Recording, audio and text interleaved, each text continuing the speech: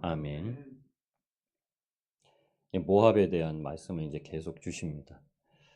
모압은 다시 한번 말씀드리면 롯의 자손이라고 말씀을 드렸죠. 그러니까 아브라함의 자손과 이제 어떻게 보면 친척 간의 관계를 형성하고 있고 하나님께서 이제 그 관계를 들어서 얘기하시는데 오늘 첫 절은 이렇게 얘기합니다. 모압을 취하게 하라. 이는 그가 여호와에 대하여 교만함이라. 하나님께 대해서 교만함.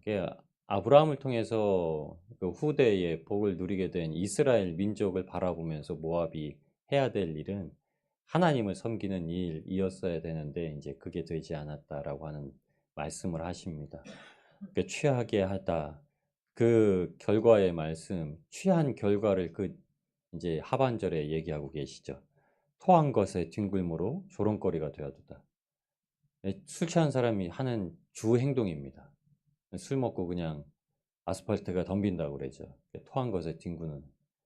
신약 성경에서는 주님께서 이 토한 것에 잠언서에 이야기하고 있습니다. 잠언서에는 26절, 잠언 26장 11절에 이 개가 미련함을 지칭할 때 토한 것을 먹는다. 그래서 주님께서도 이 잠언서의 비유의 말씀을 통해서 개에게 그리고 돼지에게 귀한 것을 주지 마라 이렇게 말씀을 하십니다. 주님께서 우리에게 주신 귀한 것은 말씀이죠. 말씀은 누구에게나 주셨는데 하나님을 없이 여겼다는 거, 말씀을 가치 없이 여겼다고 얘기합니다. 근데 그 주가 바로 이제 우리 마음속에 가지고 있는 교만함입니다. 모압에 대해서 하나님을 인정하지 아니하고 하나님을 알지 못하고 살아가는 행동을 그냥 교만함으로 지칭하시는데 그게 이제 29절부터 주시는 말씀입니다. 29절부터 30절까지 이 두 절 말씀 가운데 주시는 말씀이 이거죠. 모압의 교만, 그리고 심한 교만, 자고, 오만, 자랑, 그 마음의 거만, 이 6번의 말씀이요 다 자기 높아짐을 지칭합니다. 스스로 높아졌다는 겁니다. 그래서 여호와에 대해서 교만함이라 26절부터 시작하죠. 하나님께서 우리 마음 가운데 가장 싫어하시는 게 하나님께서 주시는 말씀대로 순종하면서 살지 못하는 것. 그래서 그것을 하나님이 부정하시고 얼마나 정말 슬퍼하시는지 탄식하시는지를 보여주시는데 31절부터 말씀하신 탄식의 말씀은 예레미야의 탄식이 아니라요. 하나님께서 그 마음을 주시는 겁니다. 어찌 네가 이 마음을 품느냐. 저희가 이 마음을 품을 때마다 하나님께서 탄식하신다고 하시죠. 근데 하나님께서 탄식하신다는 말씀은요. 네가 스스로 뭘 할 수 있다라는 걸 나는 부정한다. 이렇게 얘기하십니다. 30절에 이렇게 말씀하시죠.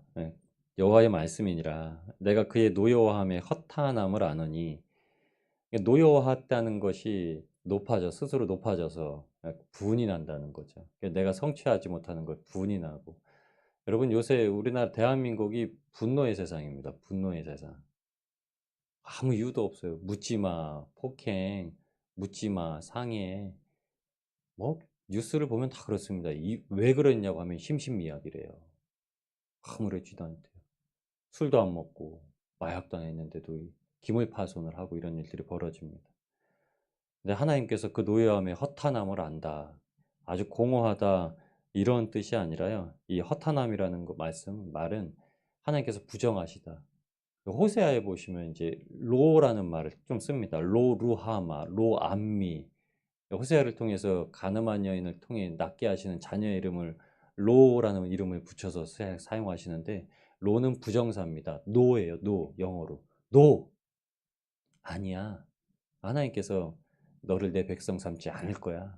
너를 긍휼을 받지 못하는 자녀라고 너는 긍휼을 못 받아. 이렇게 표현하시는 것처럼 오늘 모압 자손 교만함의 상징을 모압 자손에게 들려주시는 말씀이 아니라요. 이스라엘 백성들에게 첫 번째로 들려주시는 말씀이고 지금 우리 살아가는 우리 마음 가운데도 들려주시는 말씀입니다.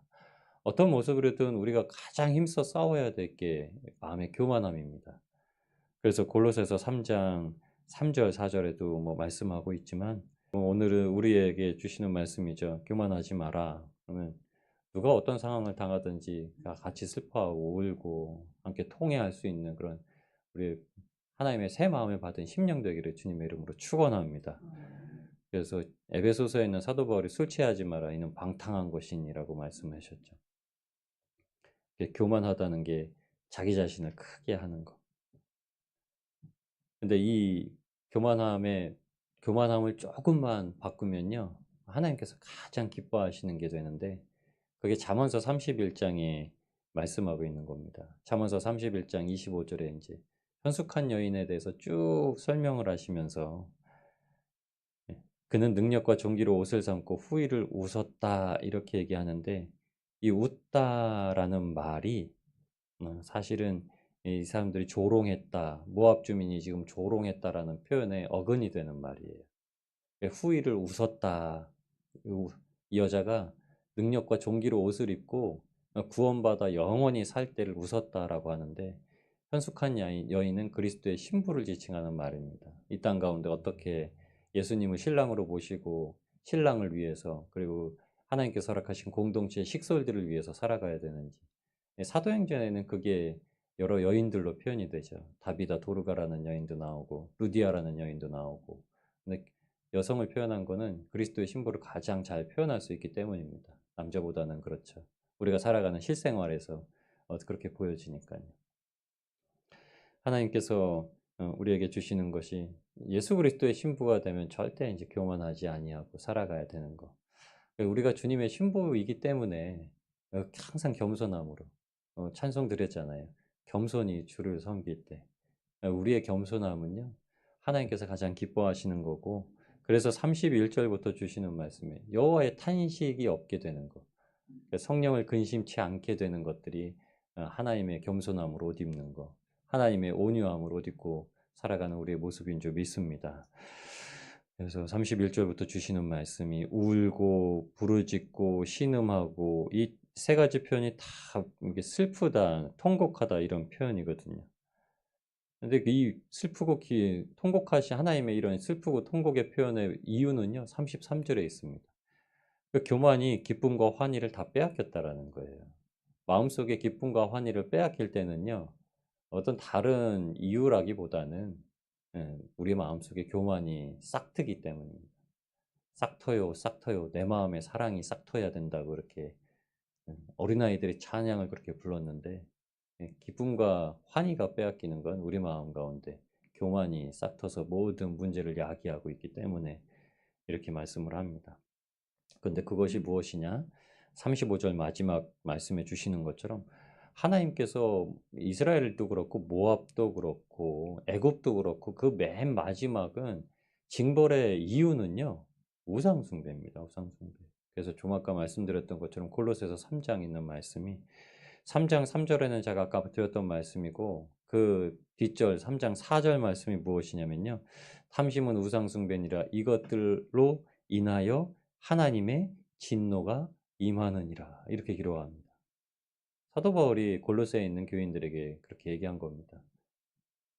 교만하지 말고 하나님 앞에 높아지지 말고 우상 섬기지 말고 너희가 단순히 우상이라는 형체를 때려보신 것만이 아니라 마음의 탐심을 가지고 있고 마음의 스스로 높아짐을 가지고 있는 것도 우상이다. 그 마음을 버리지 않는 한은 하나님의 진노가 임한다라고 말씀한 겁니다. 저희에게도 마찬가지입니다. 우리 마음속에 가지고 있는 교만함을 버리지 않는 한 하나님의 진노가 임하죠. 로마서 8장 7절에도 말합니다. 육신의 생각은 하나님과 원수가 되나니. 우리 육신의 생각은요. 하나님과 원수 이렇게 얘기합니다. 원수, 이 왼수 이렇게 얘기하시죠. 여러분 오늘도 우리가 마주하는 모든 일 가운데 어떤 우리의 생각을 나타내어지고 또 드러내고 우리가 알게 모르게 우리 스스로를 교만하게 만드는데 이게 뭐냐면 사탄의 계략. 여러분 사탄은 수단 방법을 가리지 않죠. 근데 예수님은 딱 한 가지의 수단과 딱 한 가지의 방법만을 쓰셨습니다. 십자가입니다. 사탄은 수단과 방법을 가리지 않았기 때문에 하나님께서 주목하시는 자마다 어떤 환경으로 치든지 육체로 치든지 온갖 조롱과 모욕으로 주변을 가로막아서 정말 사방이 우겨쌈 당하는 것 같이 만드는데 사도 바울은 고린도후서 4장에 얘기합니다. 하나님의 영광의 광채가 비치면 쥐구멍에 해 뜰 날, 쥐구멍에 솟아날 구멍이 있는 게 아니라요. 하나님의 영광이 비치는 그날 마음이 새로워지면, 교만의 답이 무너지면 사탄이 틈탈 수가 없다라는 거죠. 우리를 변론하시는 게 성령님이시기 때문에 오늘도 우리의 교만함을 내려놓고 주님으로 온전히 의지하시면서 나가실 때 하나님께서 우리의 삶에 뜻하시고 목적하신 바를 이루시고 하나님의 영광을 취하시는 그런 복된 날이 될 줄 믿습니다. 오늘도 주님과 함께 동행하시는 복된 하루를 누리시기를 우리를 구원하신 예수님의 이름으로 축복합니다.